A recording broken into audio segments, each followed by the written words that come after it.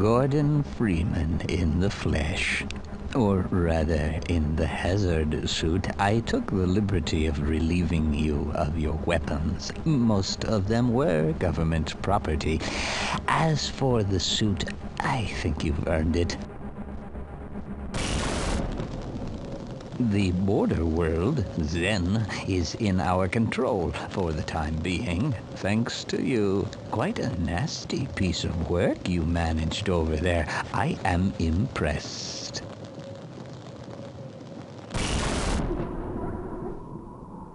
That's why I'm here, Mr. Freeman.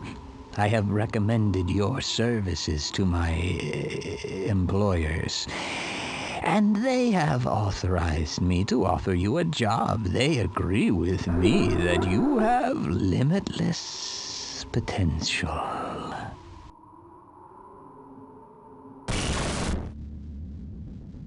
You've proved yourself a decisive man, so I don't expect you'll have any trouble deciding what to do.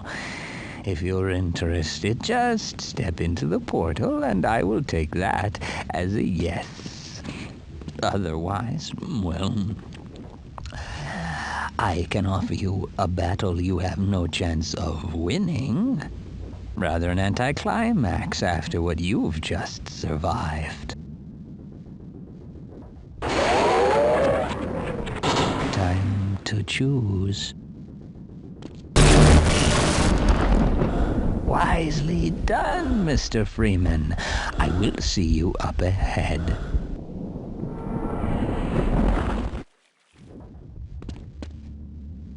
Well, it looks like we won't be working together.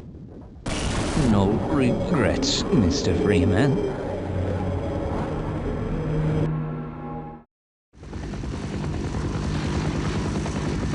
So, Corporal Shepard, we meet at last.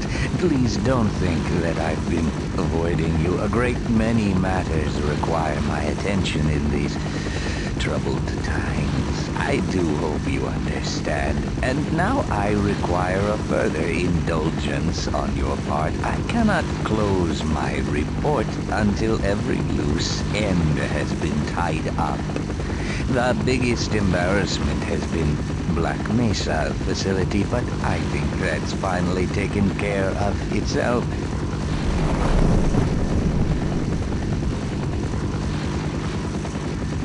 Quite so.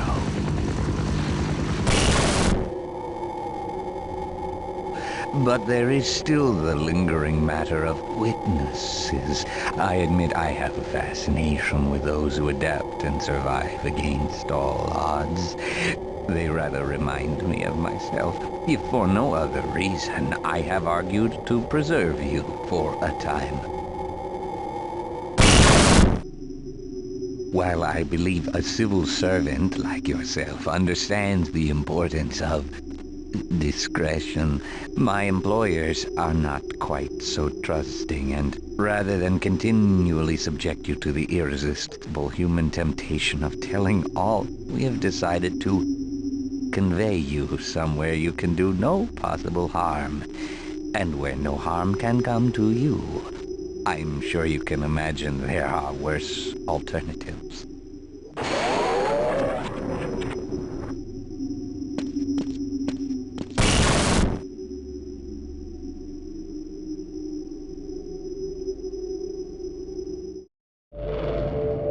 Rise and shine, Mr. Freeman. Rise and shine. Not that I wish to imply you have been sleeping on the job. No one is more deserving of a rest, and all the effort in the world would have gone to waste until... well, let's just say your hour has come again.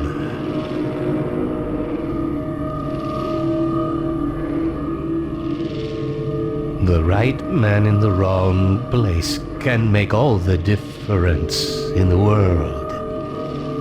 So wake up, Mr. Freeman. Wake up and smell the ashes.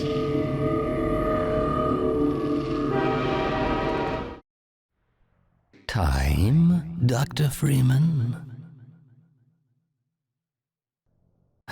Is it really that time again?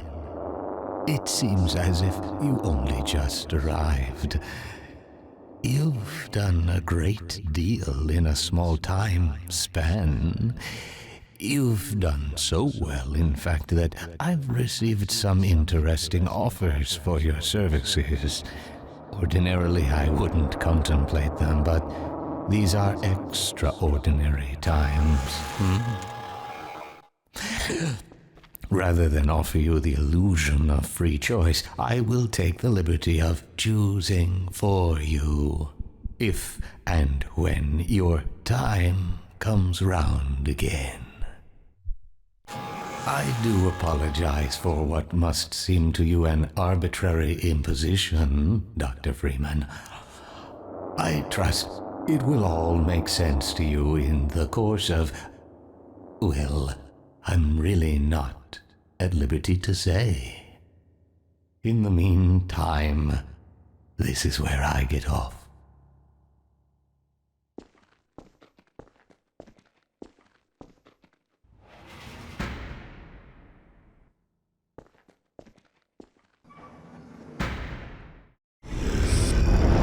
Dr. Freeman. I realize this moment may not be the most convenient for a heart-to-heart, but I had to wait until your friends were otherwise occupied. There was a time they cared nothing for Miss Vance, when their only experience of humanity was a crowbar coming at them down a steel corridor. When I plucked her from Black Mesa, I acted in the face of objections that she was a mere child and of no practical use to anyone. I have learned to ignore such naysayers when quelling them was out of the question. Still, I am not one to squander my investments, and I remain confident she was worth far more than the initial appraisal.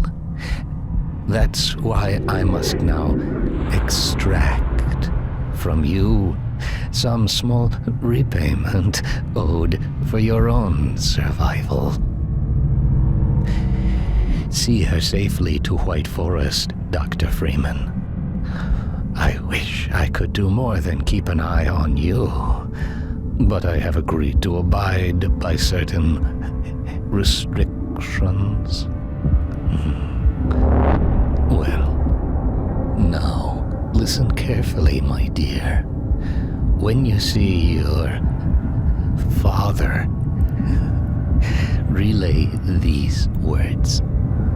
Prepare for unforeseen consequences.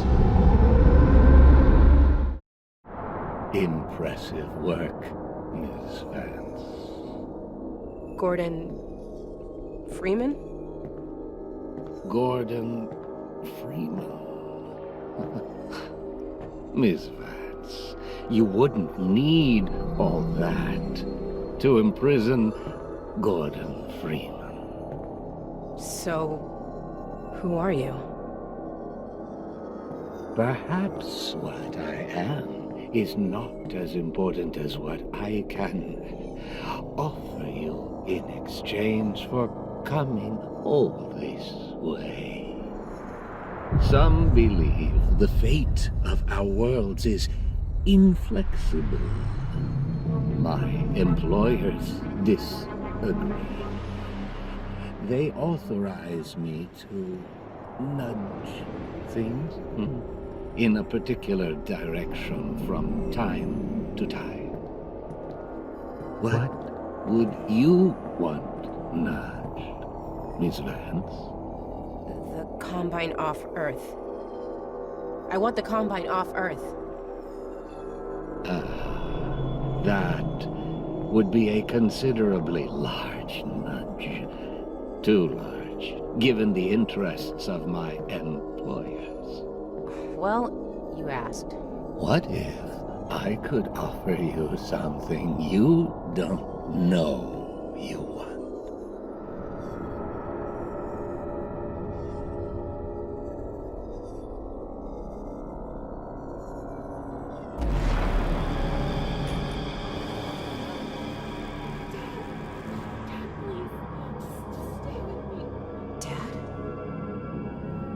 Dad? What? Is that me? What is this? What's happening? We are in the future. This is the moment where you watch your father die. Unless... What? Unless what?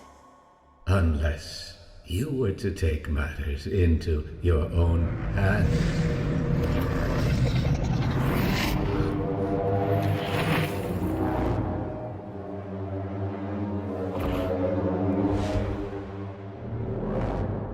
Release your father, Miss Vance.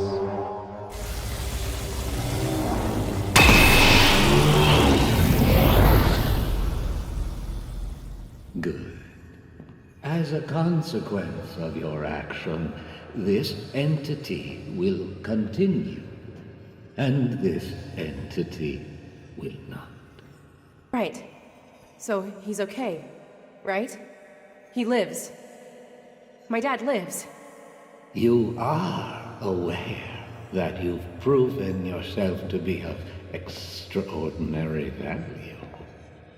A previous hire has been unable or unwilling to perform the tasks laid before him. We have struggled to find a suitable replacement until now. No! I just want to go home. Send me home! I'm afraid you misunderstand the situation, Miss Vance.